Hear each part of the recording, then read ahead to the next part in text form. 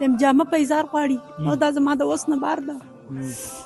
نن چې زه په دې ځای کې ولاړ یم دا زما ډېره بوره حالي ده. زه د بچو سخته نشم برداشت کولی. یو سړی د خاوند په وجه هم نشي برداشت کولی، خاوند سره جګړې شرونه کوي، زموږ د بچو کپړې نشته، پلانکې نشته، ډینګې اگر چې ښه کاروبار یې روزګار یې هغوی نشي، نو زه به یې په دې سخته کې څنګه برداشت کړم؟ زه مور یم، ته زما کور ته وګورئ، زما باندې دا کوټه ټوله راسسېږي، رابهېږي را باندې. تیار چت مې پېښو دی، تیار چت ناکامه دی. ما ته خلک وایي دا کوټه دې خرابه ده، خو نشم، ما وس نشته او بچي دې غوښتونکي دي. جي ما له هېڅ طریقه نه راځي، څه په طریقه په ساز نه پوهېږم. زه غواړم چې زما سره پوره پوره مرستیال شي څوک او زما د بچو سره غربت ختم کړي. الله دې د دوی ټول غربت ختم کړي. دا به زما خدای ته دي. حاجي صاحب تاسو سره ودرېد حاجي عبدالوهاب صاحب ننګرهار فاونډیشن صحیح ده. الله پاک دې کامیاب کړي، ډېر عزت دې ولا الله ورکړي او خدای دې خپلې تور سرې د دې حالاته وساتي او الله پاک دې پرې دومره سخته نه راولي کومه چې په ما ده او الله پاک دې ولا ډېر عزت او ډېر فضیلت دې الله ورکړي چې ما له ده راکړو دله دې خدای ورکړي. زمونږ به دا دعا وي خدای دې د هر غم سختي وساتي انشاءالله. الله به دې سخته کمه کړي ښه انشاءالله. او زموږ طرفه دغه چې کوم راشن دی دغه قبول کا الله دې او په ډېره موږ قبول کړي. ستاسو دا نمبر موږ چلو نړۍ ته هم ګزارش کوو چې هر څه صحیح. ودرېږي. پښتنو د عالم خان کور ته راغلو، اپا کینسر اخته و، الله پاک واغېستو، په هغه ورسېدو. دا وړه وړه قطره قطره بچي دي، دغه چې کوم کور ودانه ده نو دا هم په سترګو ړنده ده، معذوره ده.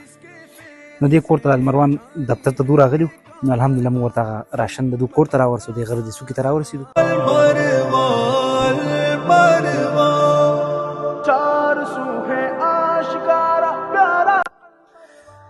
بسم الله الرحمن الرحیم.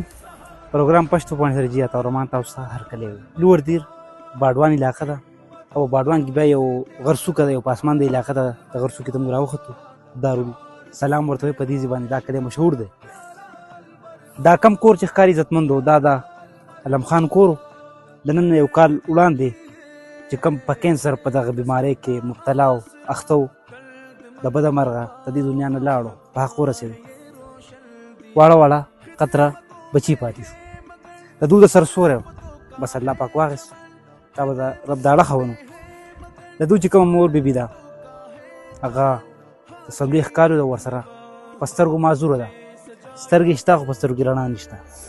دوی په یو تکلیف کې دي، په یو ازبېښ کې دي. نن هم مونږ د المروان ویلفیر فاونډیشن انټرنیشنل چې کوم باني دی چیرمین د حاجي عبدالوهاب صاحب داړه چې کوم فوډ پیکیج دي هغه له مونږ راوړه، نو دا به ورته انشاءالله ډونیټ کوم او زه نړۍ ته هم دا گزارش کوم چې څنګه زه حاجي عبدالوهاب صاحب ودرېدو، تاسو له هم پکار ده چې دې ماشومانو سره ودرېږئ. نو راځئ د دوی کور ته ورځو او دغه فوډ پیکیج به ورته هم ډونیټ کوو. راځئ موږ سره اوسئ. مسکین اور غریب کے سر پہ ایک سایہ ہے، نام البروان ہے، 400 نمایاں ہے، خدمتوں میں بے مثال اور لاجواب ہے، پاک سرزمین پہ روشن آفتاب ہے. د پښتنو د عالم خان کور ته راغلو، اپا کینسر اخته و، الله پاک واغېستو، په هغه ورسېدو.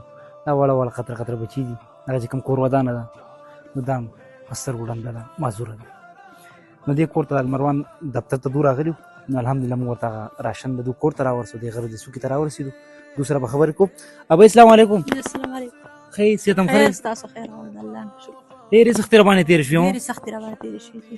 ښه د دو بابا په څه کې مړ شو؟ د دوی بابا ته کینسر بیماري و جي، ښه د معدې کینسر و. معدې کینسر و. آه. یو کال وشو چې په هغه ورسېد؟ یو کال وشو چې په هغه ورسېدو. ښه هغې به څه کار کوو؟ هېڅ کار یم نه و جي، یو بل باندې به م لاس کېښودو، بازار ته به لاړو، د وروڼو د خپلو خپلوانو ما ته ډېره بې عزتي په دې راکوله چې تاسو مه ځئ، څوک چې خیرات راوړي تاسو له به یې کور ته راوړي، خو زمونږ ټایم نه فارغ کېدو.